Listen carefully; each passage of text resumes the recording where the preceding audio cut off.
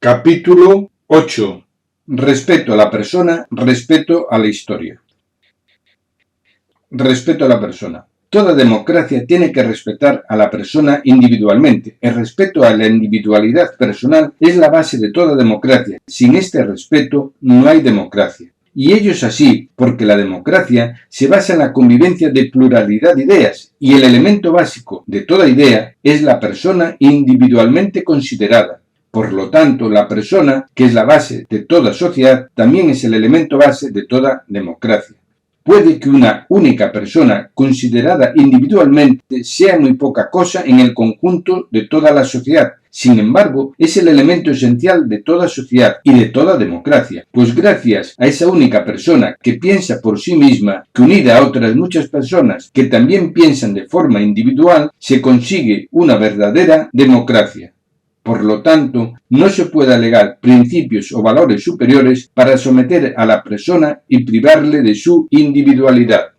Ahora bien, dicho esto, el respeto a la persona no significa que la persona pueda hacer o decir lo que le venga en gana, aunque su comportamiento no afecte directamente a persona concreta, pues una democracia implica normas de convivencia que hay que respetar y cada país puede tener sus propias normas de convivencia. Un ejemplo. Una pareja se casa y a raíz del matrimonio, cada vez que salen a la calle a pasear, el esposo lleva a su mujer encadenada por el cuello, al igual que un animal. El marido actúa así porque es tradición en su pueblo, y la mujer está muy orgullosa porque deja ver al mundo que su marido es un hombre y que la quiere para sí y que es digna de todo respeto. Lógicamente, aunque ambos, marido y mujer, actúen libremente y no hagan daño a nadie, un comportamiento así no se puede permitir, pues en nuestra cultura un comportamiento así es degradante, indigno y vejatorio. Ahora bien, dicho esto, es importante decir lo siguiente. Si la citada pareja estuviera viviendo en el mentado pueblo y salen a pasear con la cadena al cuello, no pasaría nada. ¿Por qué no pasaría nada? Por ser el comportamiento social en dicho pueblo y muy posiblemente, de lo contrario, la gente pensaría que se trata de una desconsideración entre marido y mujer. Dicho esto, ¿cómo compaginamos el respeto a la persona en una democracia? Muy sencillo, con sentido común. No debemos olvidar lo que se ha dicho con anterioridad. El sentido común es un elemento esencial en toda democracia. Respeto a la historia. Un hecho que identifica perfectamente un falso demócrata es decir que la democracia, como opinión mayoritaria del pueblo, lo justifica todo y no es así. Todo demócrata tiene que respetar la historia y cultura de su pueblo, y atentar contra estos valores es atentar contra el pueblo. Efectivamente, todo pueblo tiene su historia y es precisamente la historia la que a lo largo de los años determina los principios y valores del pueblo. Por lo tanto, no respetar la historia es una forma de extirpar las raíces culturales de un pueblo, sus principios y valores. Y si un pueblo carece de raíces y tradiciones, es mucho más manipulable, pues permite al político introducir sus ideas como si fuesen las raíces del pueblo. Esto es lo que hizo Hitler en Alemania, que consiguió que el pueblo alemán identificara la ideología nazi con las raíces del pueblo alemán.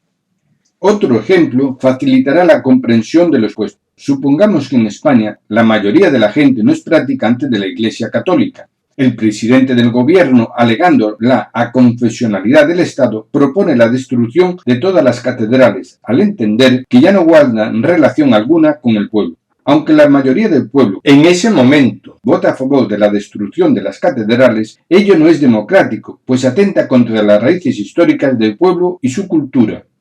Es decir, toda democracia tiene que respetar los principios y valores preestablecidos por la historia, porque son valores que no pertenecen al votante actual, sino que trascienden más allá de la persona del votante y del momento actual.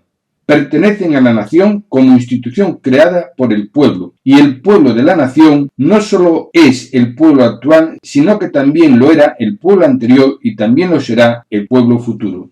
Podemos decir que la historia y cultura de un pueblo viene siendo el derecho natural de la nación, que debe ser respetado siempre. Por ello, atentar contra estos principios o valores, aunque se ampare en una votación mayoritaria de ese momento, podrán y deberán ser castigados por el pueblo en cualquier momento. y los políticos responsables de este proceder no podrán justificar su conducta al amparo de que en ese momento obtuvieron la aprobación mayoritaria del pueblo. Es lo mismo que se hizo con los dirigentes nazis, que aunque se amparaban en la legalidad vigente del momento, se pudieron castigar porque hay principios y valores que se tienen que respetar. Esto no lo entienden los falsos demócratas, que creen que una votación mayoritaria lo justifica todo y les permite hacer lo que quieran. No está de más recordar aquí las palabras de Cicerón, año 106 a.C., que decía: si ignoras lo que ocurrió antes de que tú nacieras, siempre serás un niño.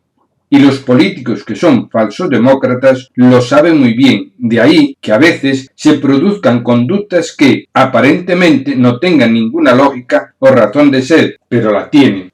Un buen ejemplo de ello puede ser el interés que tienen los políticos independentistas catalanes en hacerse con la documentación del Archivo Histórico de Salamanca, que es un archivo nacional, es decir, de todos los españoles, que contiene documentación histórica de España referente a la Segunda República y a la Guerra Civil Española.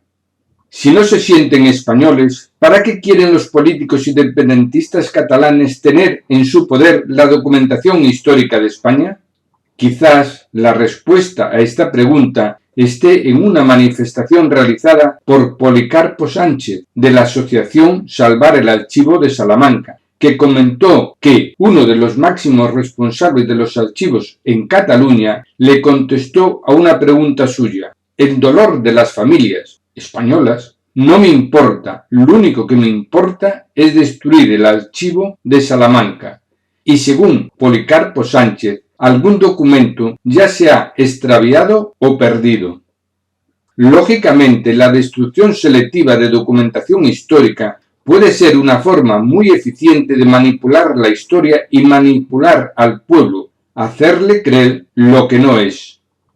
Lo lógico sería que en vez de fraccionar y trasladar documentación histórica nacional de Salamanca a Cataluña, se digitalizara toda esa documentación para consulta de cualquier persona. Esto es democracia.